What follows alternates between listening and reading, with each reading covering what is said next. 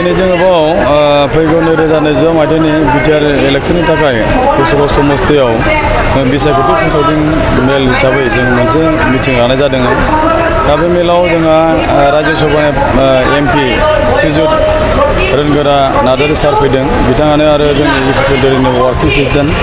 दा बिथाङा जोंनि नैबे कसुगाव समस्तिनि सिङाव थानाय थलसिबिल बिसिनि आमिनकाटा बरामारा फिल्डआव मोनसे जोङो सुबुं गौमा मोनसे मेल लानाय जादों।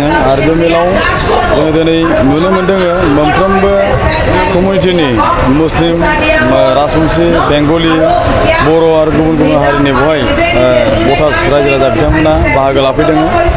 आरो बेवहाय जोङो बेखौनो मिजिंथिनो हायो दिनैहाय थांनाय समफोराव जेबायदि थासारिजों जों मोगा मोगि जानांदोंमोन, जोंनि गेजेराव खुनु सान्थि गैयामोन थांनाय 17 बोसोरनि आगोल। नाथाय दिनै बिटिसिआव बा बिटिआरआव इउपिपिएल सरकार फैनाय लोगो लोगो जोङो मैखोमै सान्थि गायसननो हादों। आरो बे सान्थि गायसननो हानायखौ जोंनि भटार्स रायजो राजा बिथांमोना गुबुन गुबुन हारि माहारि बिथांमोना बुजिनो हादों। बिनि थाखायनो बिथांमोनाबो दिनै नैबे बोथोर गाज्रिबाबो अखा हानायनि गेजेरावबाबो बिथांमोना जोंनि दैदेनगिरिफोरनि जोंनि लिडार्सफोरनि माखासे खोथा खोनासंनो थाखाय फैदों।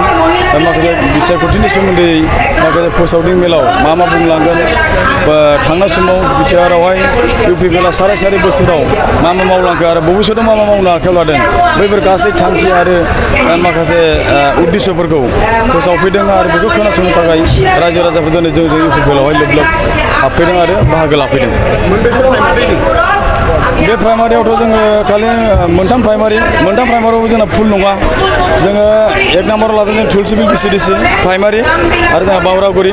ओमफ्राय खुमुल सिङाव जोङो नैबे माखासे गामि दरब्रै गामिखौल' जों लानानै नैबे मिटिंखौ लानाय जादों। मानो होनोबा जों मिथिगौ model code of conduct declaration जानाय लोगो लोगो आरो इलेक्सन कमिसननिफ्राय फोसावनाय लोगो लोगो जों मिथिनो हादों सासे केन्डिडेटआ इलेक्सन जोबजासिमाव 10 लाखनि बारा बा 10 लाखनि बारा बय एक्सपेन्डिचार श' खालामनो हाया बा अडिट होनो हाया। बिनि थाखायनो जोङो लिमिटेड पपुलेसनखौ लानानै भटार्सफोरखौ लानानै जों नैबे प्रग्राम लादों।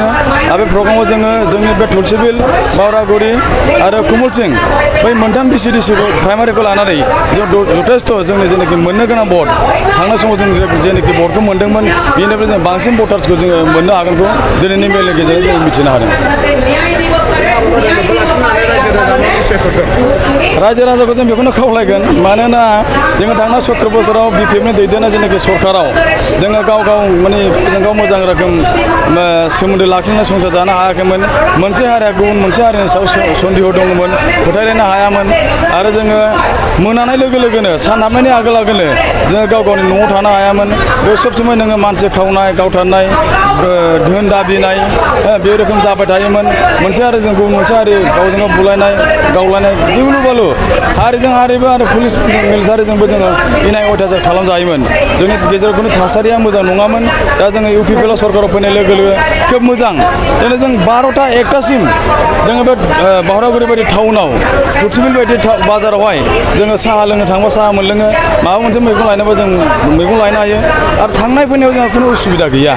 बिनि थाखायनो रायजोफोरखौ बेखौनो खावलायगोन, इउपिपिएलआ साराय बोसोरावनो जोंनि थांनाय समाव मावनो हायैखौ जों मावनानै होनो हादों। आरो फैगोन सरकाराव नैथि खुनु जुदि थाखाय इउपिपिएल सरकाराव फैयोबा जोंनि जेनाखि रायजो राजानि जेनाखि अभाब अभियोग जेनाखि आसा बै खामानिखौ मावनो हागोन होननानै जों मिजिंथिदों। बेनिखायनो नैथि खेबनि थाखाय इउपिपिएलखौहाय सरकाराव लाबोबावनायनि थाखाय रायजो राजाफ्रा जोंनो भट होनानै देरहागोन जों बेखौ आसा आरो मिजिंथिदों।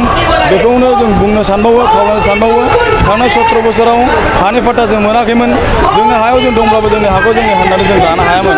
नाथाय इउपिपिएल सरकार फैनाय लोगो लोगो जोङो जोंनि हाखौ जोंनि थैजासेनि थाखाय जों खालामनानै लानो हाबाय। हा फाट्टा मोननो हाबाय जोङो आरो जोङो जथेस्थ' सान्थि मोननो हाबाय। बेखिनिखौनो अरायसम जाहाथे जोङो मोनफ्रोमबो हारि माहारिजों मिलायनानै संसार जानो हायो, सान्थि जोङो थांनानै थानो हायो। बेखिनि खामानिखौ मावनो थाखाय बा बिटिसि इलेक्सनाव 2020 मायथाइनि 22 अक्ट'आव बिटिसि बिसायख'थियाव साफ्रोमबो रायजो राजाफोर भट होनो थाखाय